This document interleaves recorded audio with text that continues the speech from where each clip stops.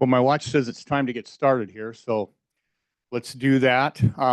This has been a long time coming. We've done a lot of testing throughout the water system, and it was like chasing a shadow at times. It was hard to figure out exactly what was going on, where it was coming from, and such, but that has been figured out, we believe, and so we got some information to share with everybody. And I'll let Becky start this off.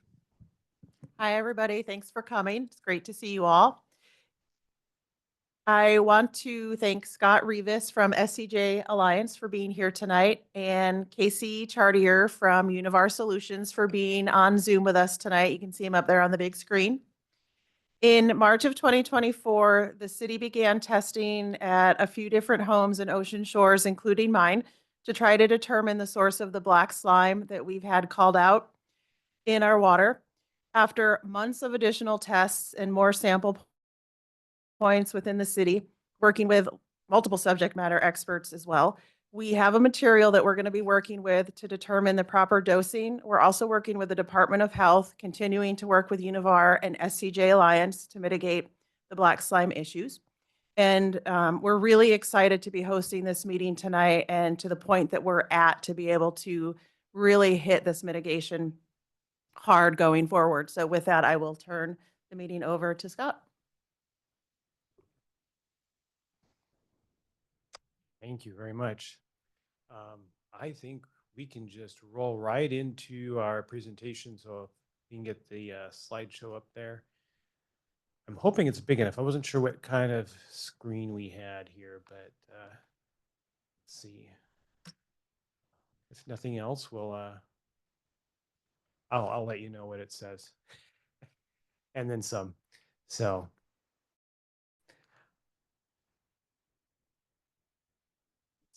Wow, look at that.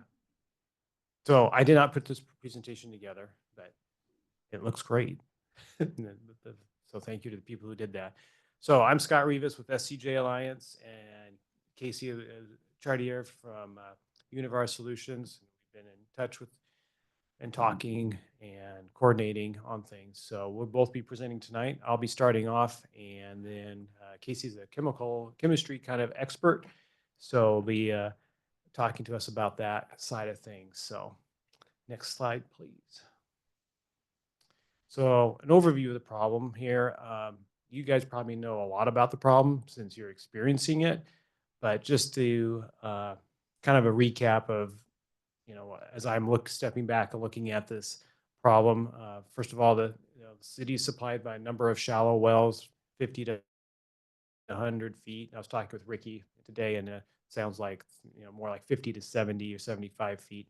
You guys have a multi-step treatment system with some filtering and polishing, and was last updated in 2012. After it's treated, then it goes to a storage tank, 3 million gallon storage tank, and then out to the distribution system where your homes, businesses, and whatnot connect and have service. There's a large number of seasonal residences compared to most water systems. And then, as Becky was saying here, 2024, there was significant testing done trying to figure out what the stuff was that was coming out of the plumbing fixtures in some of the areas. So the next slide. So we started looking at what's the typical causes of black slime. You always, okay, what usually is the problem?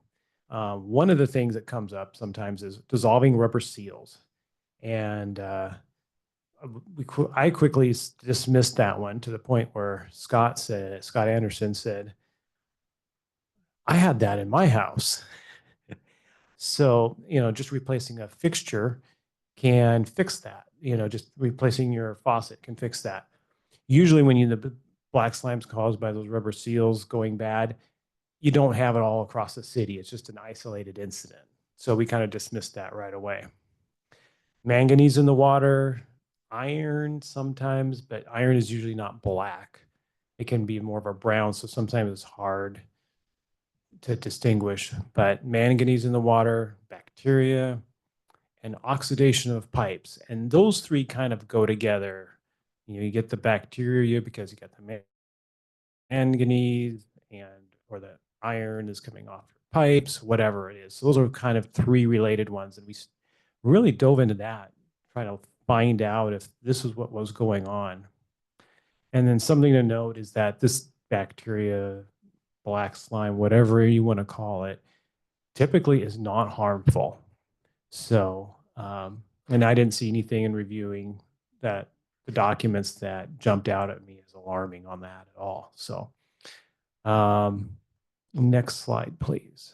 And now we're going to go into my review and analysis, and we're going to end up somewhere that wasn't on that list before, just to spoil it for you a little bit. So we reviewed a lot of the testing by the city, the raw water that's coming out of the wells, the groundwater, high levels of iron, definitely. High reactive phosphorus or just plain high phosphorus. It was definitely high. And the manganese kind of fluctuated around that regulatory threshold. Sometimes it was coming out of the ground just above, sometimes a little bit below. And okay, we looked at that, and next slide, please. And then we looked at the treated water, and you guys have a fairly complex treatment system. It's targeting iron and manganese, and it looked like it was working. The iron and manganese fell below the regulatory threshold after treatment. Doesn't mean it's all gone, but it's substantially below that threshold. We noticed some of the documentation that said that there was iron and sulfobacteria was low to absent. And that was a good sign. Doesn't mean you have bacteria running around your entire system. Some of the iron and manganese particles were observed. And there was a study, I think maybe some of you have seen it. It goes on a yellow paper where they actually looked at some of the structures of what's in the water. And they did see some iron and manganese in there, which we could expect even after treatment because it's not all gone. So it was still there, but the thing we noticed a lot was the phosphorus levels just dropped, but they were still high. In other words, when it went to the treatment process, it was fairly high phosphorus on the other side, still above what would normally be expected. And so that was kind of just jumped out at us, like, why is this phosphorus so high? And then your treatment system doesn't target phosphorus with the current way it's set up with the different coagulation chemicals and everything else like that. So it's probably getting some removal, but not as much as is needed. Next slide, please. Oh yeah, in May 2024, there's a series of tests that were done throughout the system, and most of the samples came back. There's very low bacterial activity in plant particulate, so things aren't growing in most of the system, which is great. One had a moderate bacterial activity, and then there was one shower head that had black slime on it. And that was looked at very heavily by people doing the testing. And there's, as no surprise, heavy bacterial activity, excessive fungi, low iron, but they did notice a heavy iron oxide in trained biomass. And I cannot explain give you a scientific detail on that, but there's iron in there, the iron oxide, and then excessive reactive phosphate levels. So we're seeing that phosphorus again, and this is on the shower head. So as the water's coming out of the shower head, forming that black slime, it's where it comes into contact with the air. And when you get the air mixed with a nutrient like phosphorus, you're going to get things to grow. And so at this point, we're looking, this phosphorus is starting to look awfully suspicious. Next slide, please.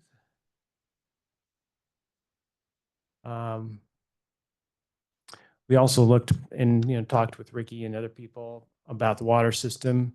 And when there was no black slime that had been observed in the storage tank. We thought maybe we would have seen some there because that's where the water sits for a long period of time, or relatively speaking, it's not moving as fast, but they haven't. And I even talked to Ricky today because they were cleaning the tank, and he says, no, it's clear. And then, of course, we mentioned this seasonal residences, and then notice that the chlorine residual is low on some of the some of the services, and could be a number of reasons for that. But just low chlorine level. It's like, okay, so that could yield something to grow a little bit easier in that environment when you don't have chlorine.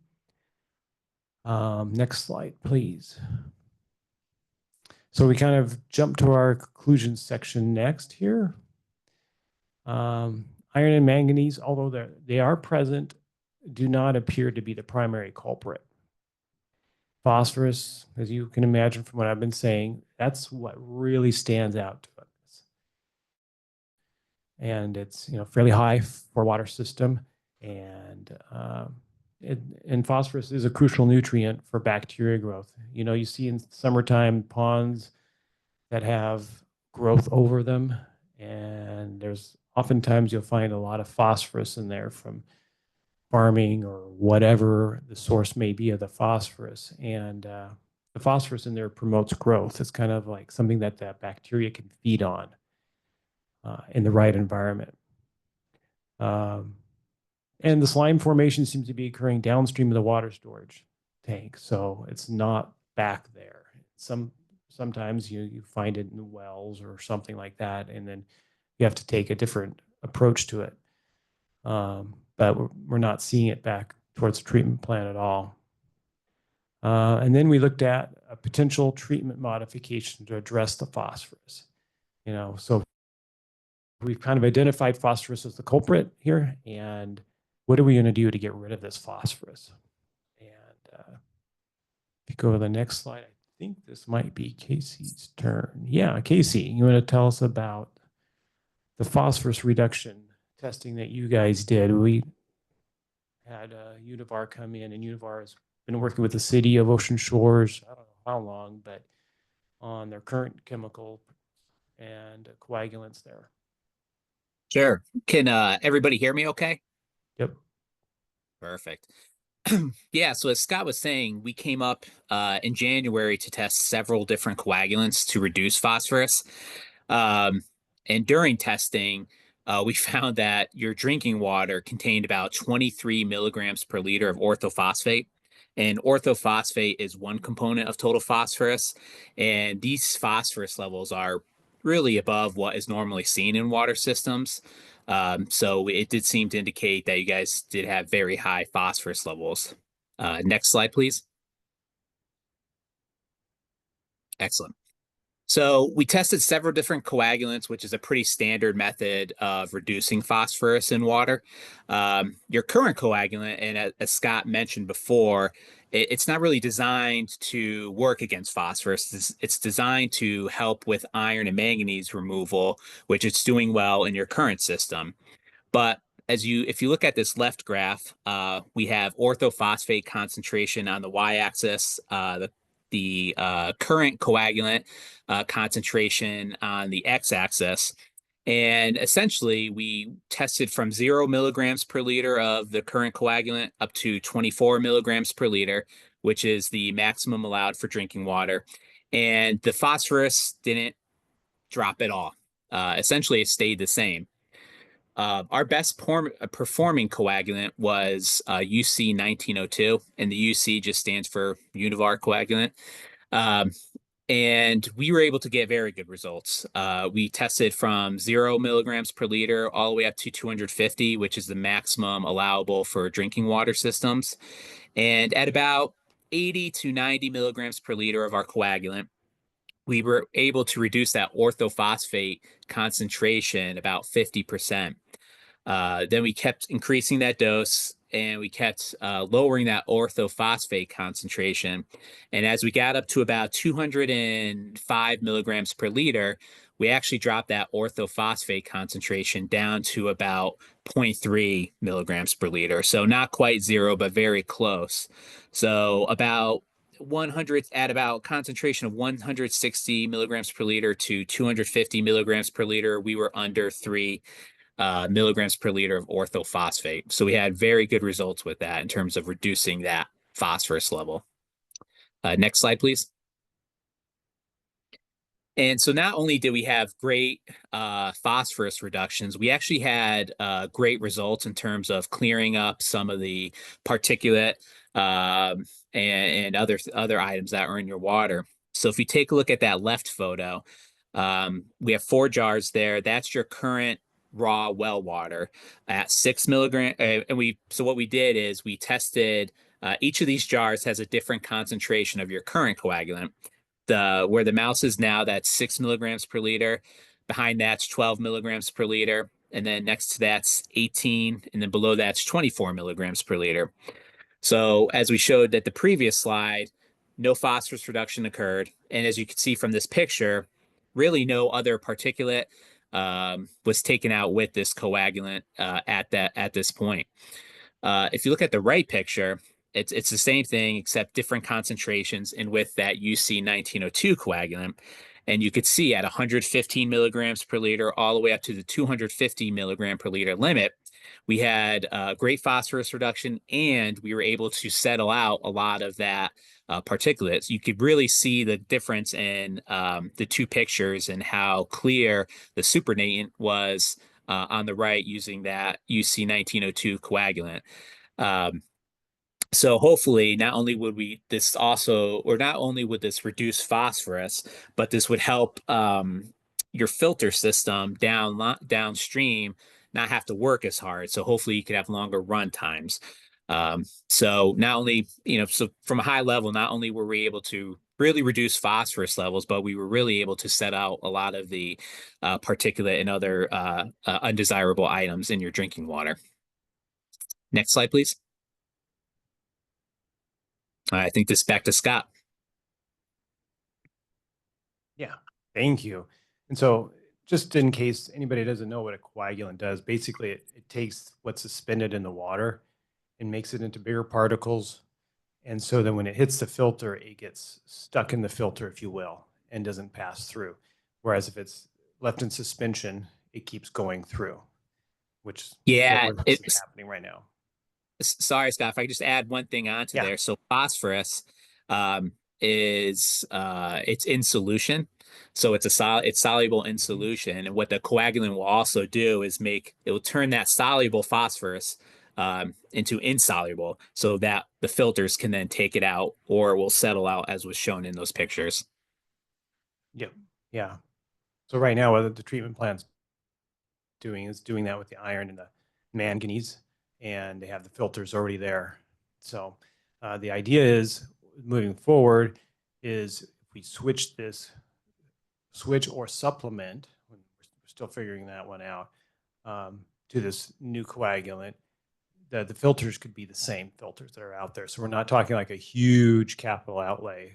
When I was talking to the city of, you have to do a whole new treatment plan or modify the treatment plan. It's just you reusing the filters that are there based on our next steps and making sure our next steps, it all pans out the way it looks like it's going to.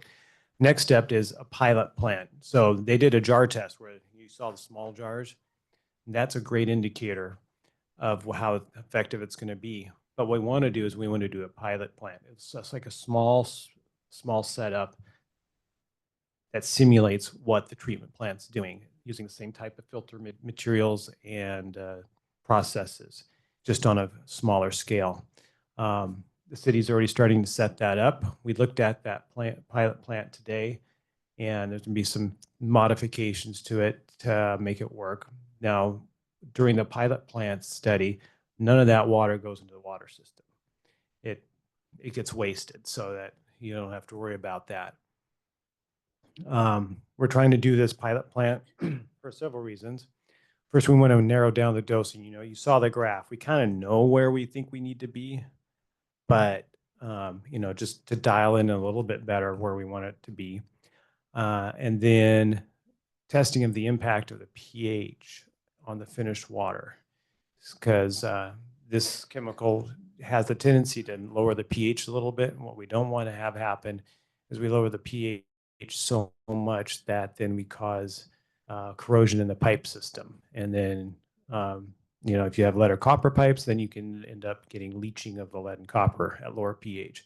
Your pH in the water right now is doing great. It's like 8.2-ish. So if we can just keep it from dipping too far down, then we can avoid that other problem. But we want to evaluate that and during the pilot plant testing. And then just the impact on the overall water system chemistry. The Department of Health is going to want us to look at that specifically. We talked to Department of Health yesterday, in fact, and they're wanting us to look at that and not just, okay, you fixed this one problem, but what other problems might there be out there? So they want us to take a holistic look at it, which we agree with. This pilot plant process has to be not monitored. It's we have to work with the Department of Health on the approval. So we have to put a pilot study report together in just a plan. How are we going to do this pilot plant and submit it to them for approval? And then and then as long as they're good with it, then we conduct that study and then send the results to them and have more discussions with them before we implement anything that will actually be in your distribution system and in your water system. So there's a number of steps still to come, and that takes time. And we're still working out on the timing of things, but it won't be this month. I can guarantee you that. And probably not next month. But, Department of Health's trying to work with us on a review time of 2 to 3 weeks and, maybe a pilot study. Casey and I have been talking about it, and even with Ricky today, and we're somewhere 30 days maybe on that. So, and then there may be some back and forth with the Department of Health as well. So that's kind of the direction we're heading to tackle the phosphorus. Next slide, if there is one. That's it. Okay. So I'm sure there'll be questions, and we'll do the best to answer them. Yeah. We have any questions?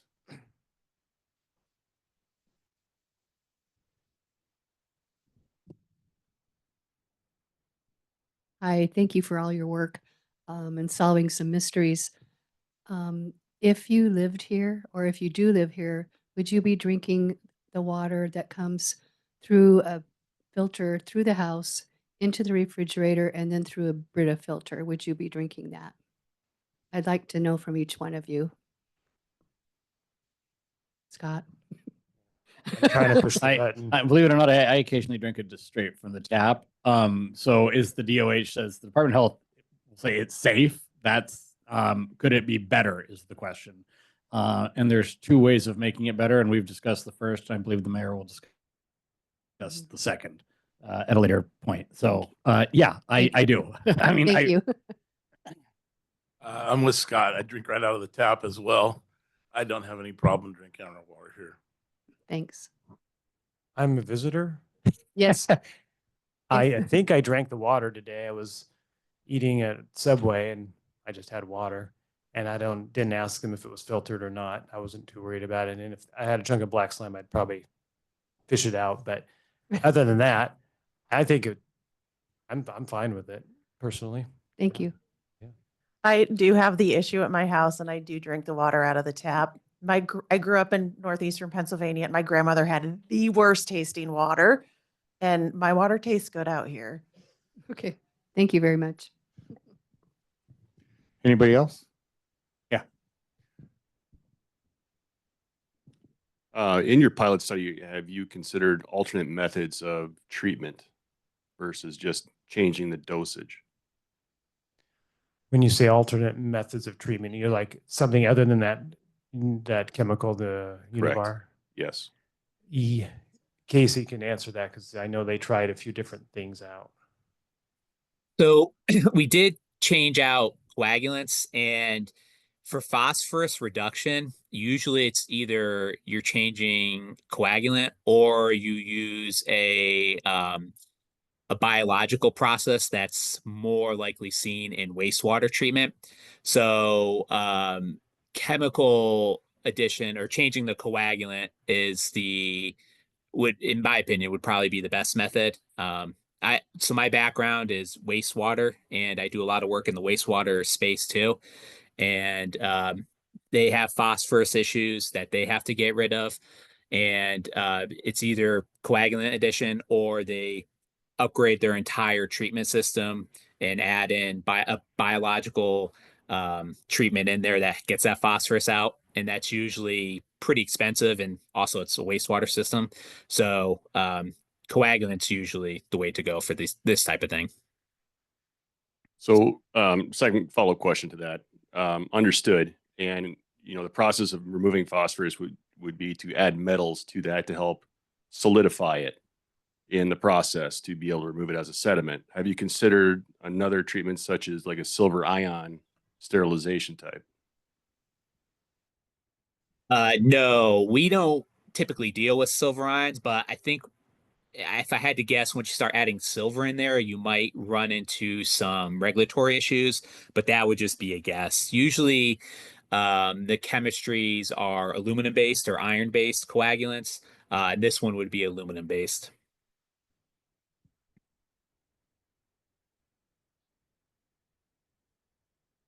Hi, good report. Appreciate the effort there. As far as my situation is concerned, when I first moved into our house on Mount Olympus, the black slime was really bad. It was in the toilet, it was in the shower heads, it was in our faucets, and it was even coming out of our filtered water out of the refrigerator. And the whole time I lived there, I never once saw fire hydrant being flushed. So after about 5 years, they finally got around to flushing it. And it seemed like that helped for whatever reason. I don't know. Maybe you can answer that, why it helped. But I still get the black slime. It's just seems to be cyclic now. Whereas it'll go for a couple months, I won't see it. Then all of a sudden, bam, there it is. And I don't know why it's being cyclic like that. And my first tale of knowing that the problem is there is that the water that comes out of my refrigerator will come out at an angle. And I'll stick a Q-tip up in the nozzle and all this black stuff will come out. And it's gross. I mean, it's like sickening. You're just telling me it's okay, but it doesn't look good when it's coming out of your filtered refrigerator. So I'm just wondering, why does it appear to be cyclic at our home? I'm going to speak to the flushing piece because we've had other people call out the fact that they see a decrease in the black slime after flushing. We had because when we heard that originally, we thought, oh, great, let's increase the flushing and it will go away. Other people then came out and said, no, when you flush, we don't see any decrease. So that was a non-helper. Same with age of the houses. That was a non-helper.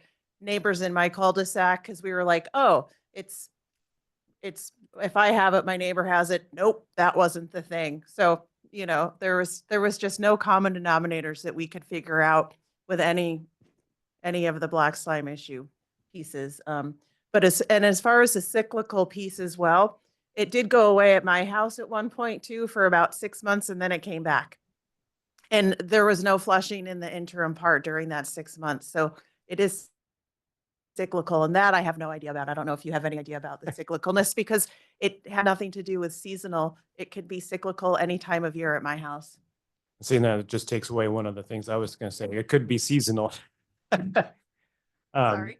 Yeah, I mean, it could be a number of things, seasonal.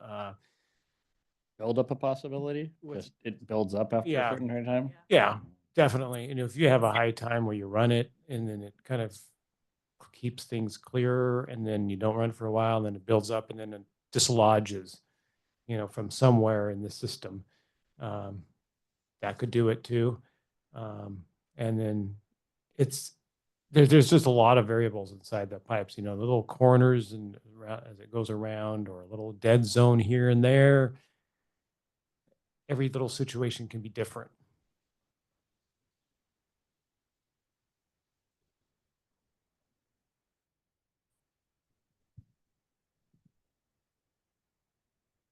Oh, seasonal. One thing for you guys in seasonal would be the amount of people in town. So the amount of flow in the pipe would change. That could be one seasonal thing. Temperature of the water, potentially. Rain and groundwater bringing more phosphorus in the system. Yeah, yeah. And in agriculture areas, if you get fertilizer in the spring and the summer, you'll see, I've had stuff on Eastern Washington where we saw high nitrates that tended to be a little bit cyclical because of when they have applied the fertilizers. So, But would that be downstream of the wastewater treatment plant? I mean, of the water treatment plant? Would that, because if we're saying it's downstream, it's after it's been treated, right? yes. So how would, I'm the same perplexed that Michael back there has. It seems like if that was the issue, it would hit before it hit the water treatment plant. Right. So if there's a factor that is ahead of, that is in the groundwater or in the treatment plant, something that's a constituent, like it's a temperature, or if it's the amount of phosphorus, or if it's the amount of something in there that's coming in, then when it hits that right environment, when it hits a shower head where it's exposed to oxygen, whereas it's not as oxygenated within the pipe system, then you can start getting more growth there. So it's kind of like carrying that variable through the system until the conditions are right, and then it materializes, potentially. And for the record, I did mean to say water treatment plant, not wastewater treatment plant, because that I'm not drinking. Same.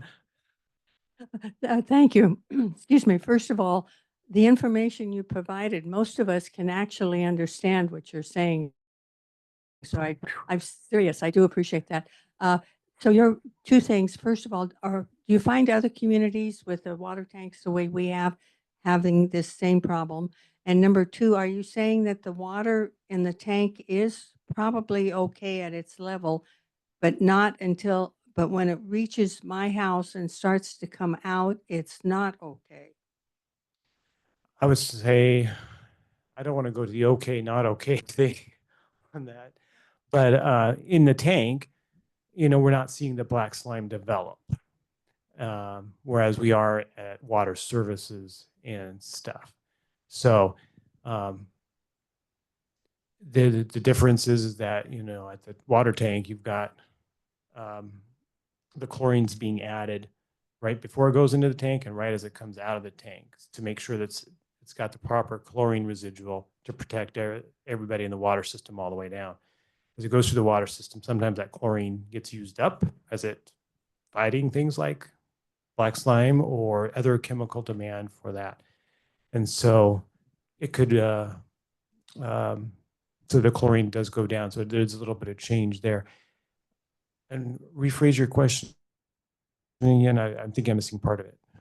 Well, the other one, are other communities having? Oh, yeah. Other communities.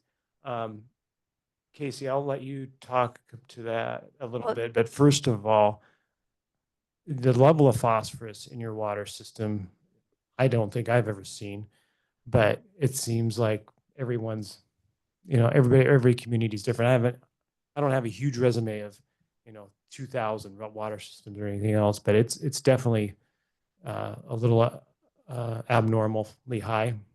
Oh, could some of the problem be the homes that are closer to the water system, the water tank would have less, and those of us that are further away, the water is flowing further away, we might be having more? Like there's been comments that some people never have had a problem and some people have a real bad problem. So would location possibly be part of it? And thank you. Potentially it could, but you know, you could have a dead zone, if you will, you know, someplace where it's a little bit low flow, even really close. So it's, you know, possibly, but not necessarily. And then Casey, do you want to talk about other systems that you've seen? I know you have at least one. Yeah, absolutely. So just as some background about me, I cover the entire Western US for water treatment, wastewater treatment. I'm in Denver, Colorado. And out of all of the water treatment systems that I've tested, we've never seen anything like this, especially the phosphorus being unusually high. They typically don't have this issue. So personally, throughout my testing, I've never seen it on the drinking water side. If you guys remember being at the Lake and Canal with Herrera, it was also phosphorus that they found. And Jan, we looked at the homes that we were testing and location was not a factor. Okay, I have a couple, and I've been dealing with this for a long time. I'm kind of the one that brought all this forward and started all the talking.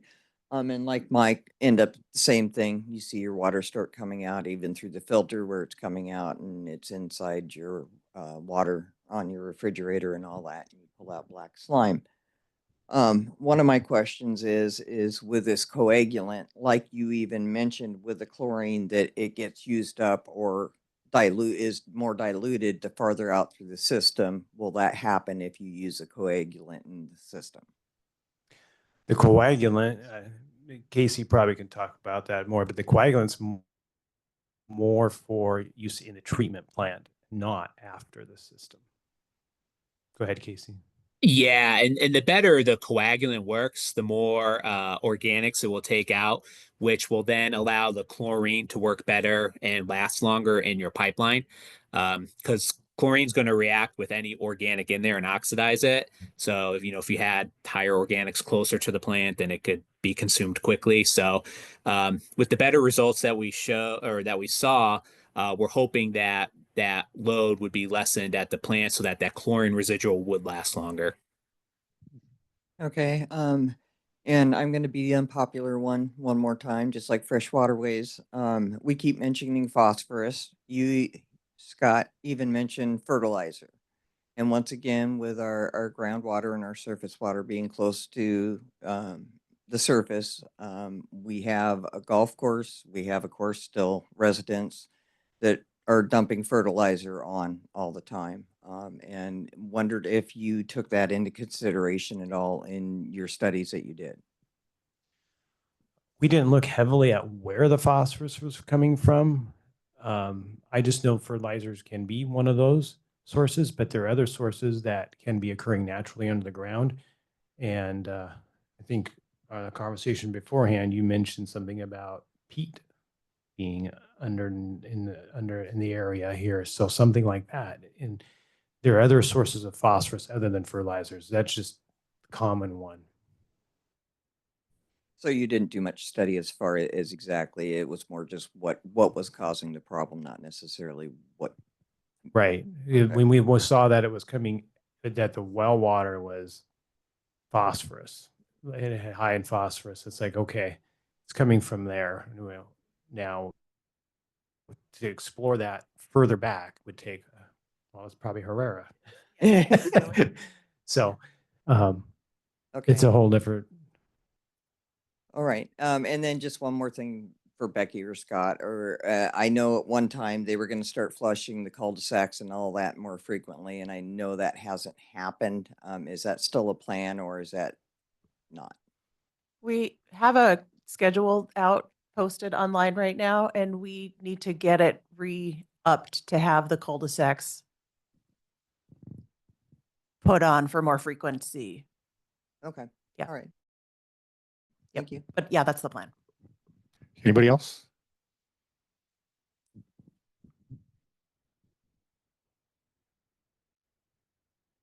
Is it true, excuse me, is it true that the different kinds of pipes, like copper versus the PVC pipes for our drinking water that they use to connect the drinking water has an effect on the black slime that we have?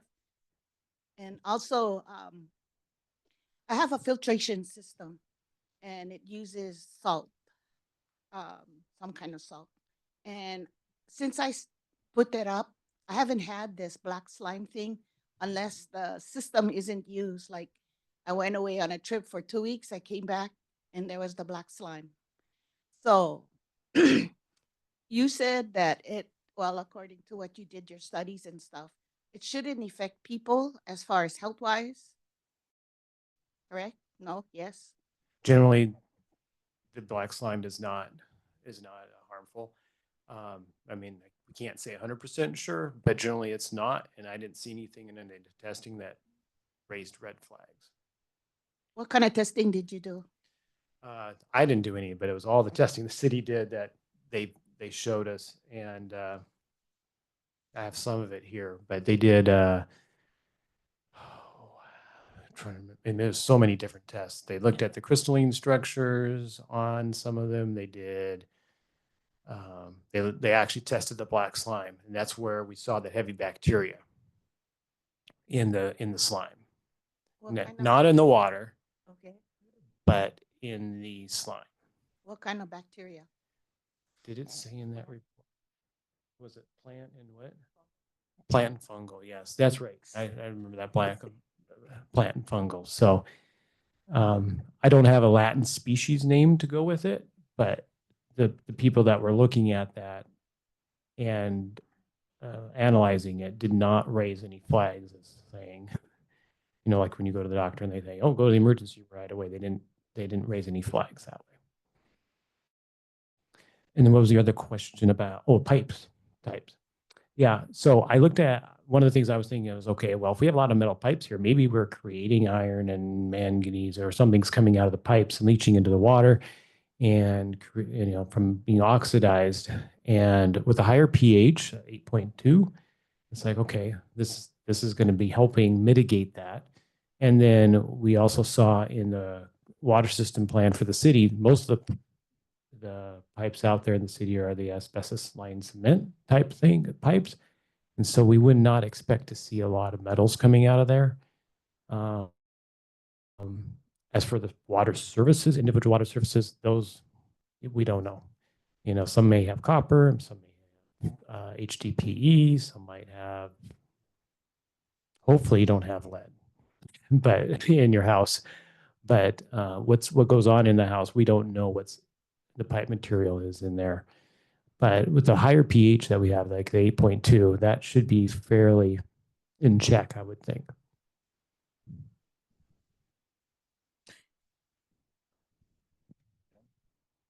Anybody else?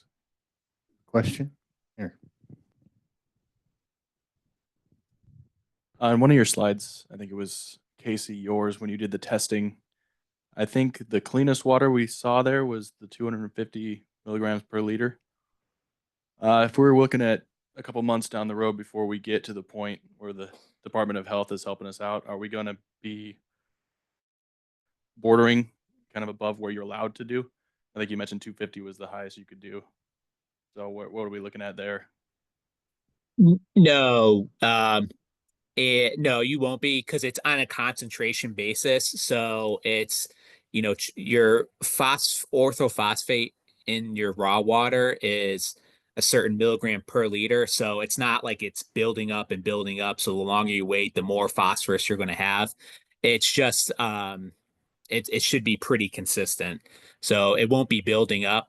And one of the things that we'll have to determine with that pilot plant is what concentration of that coagulant actually works best. So the 250 might have looked best on there, but just from a water treatment perspective, the flock or a lot of that settled material looked very good at that 115 to 160 range.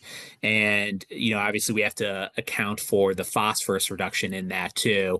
So at any of those concentrations, it looked very good. And then we just got to see which concentration plus the water treatment plant, you know, what removes it the best and what level's acceptable. So it's not so much that you're building up phosphorus levels, it's just coming out at a certain concentration that we just have to treat. Okay, thank you. Anybody else?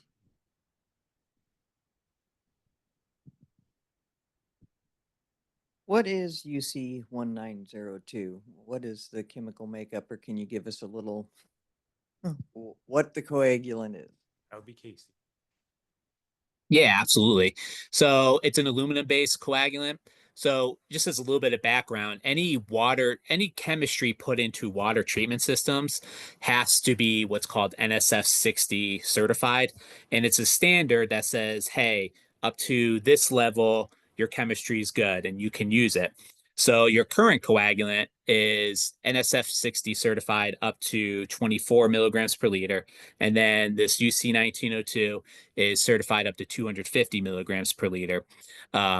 So it's essentially it's aluminum based chemistry, and actually the most common coagulant use in the country is what's called alum or aluminum sulfate, and really what the metals do is it helps take out the particulate and settle them out. And so in that clean supernatant that you're seeing, you're actually not going to be getting that downstream because it's all settled out in that particulate. So it is an aluminum based chemistry that, it's a aluminum based coagulant. All right, we have any other questions? I thought we talked. I thought we talked. Okay.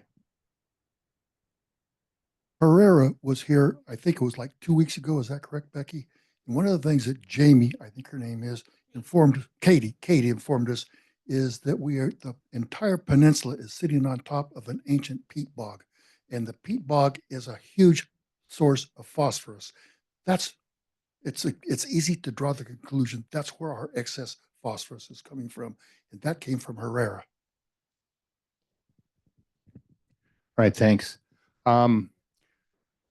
Anybody else? Yeah.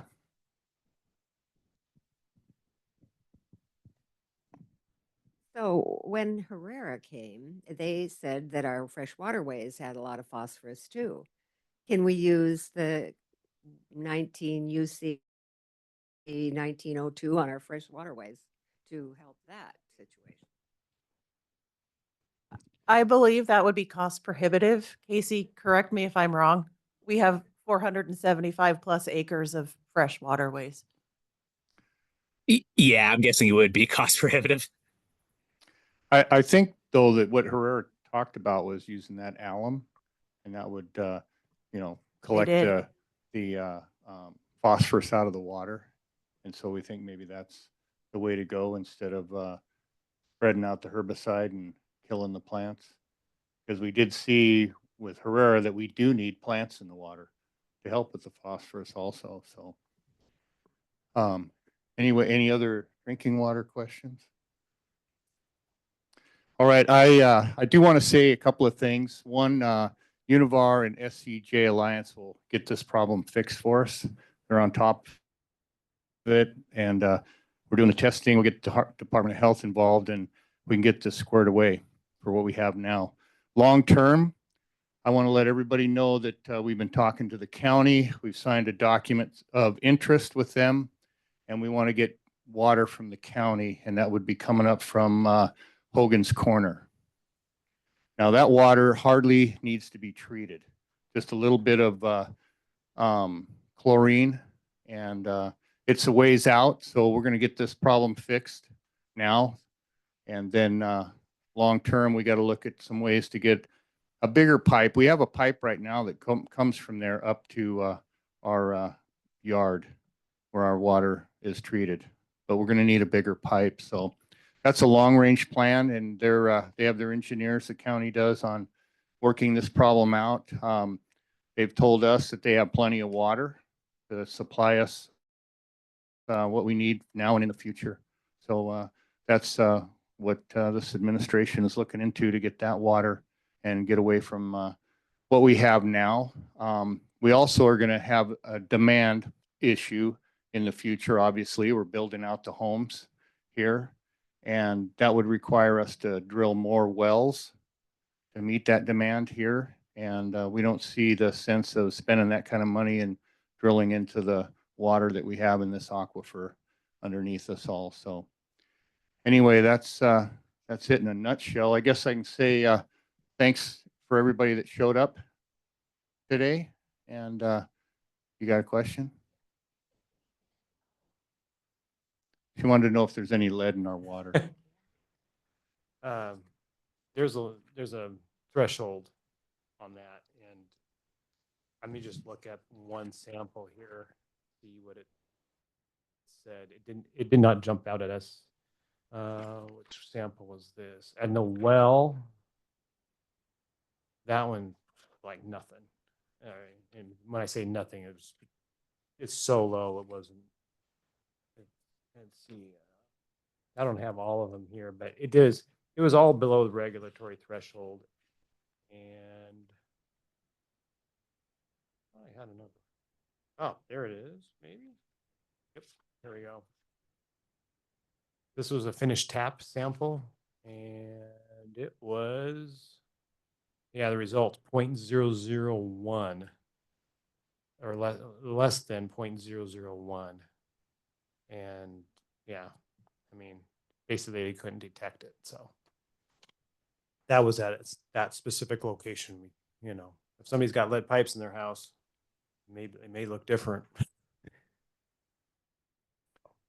All right. Well, thank you all. Thank you, Univar. Thank you. SCJ Alliance. And we appreciate you all coming and getting informed. We're going to have a town hall on the 24th of March. That is going to be for fiber throughout the city for our internet service. And then on the 2nd, we're going to have the hospital district out here. They're going to talk about some of the new things they've brought into their hospital and also some things they have on the horizon. And they'll talk about our clinic here in town. So there's a couple of dates if you want to come, and I hope you do. So we can share the information with all of you. All right. Well, thank you.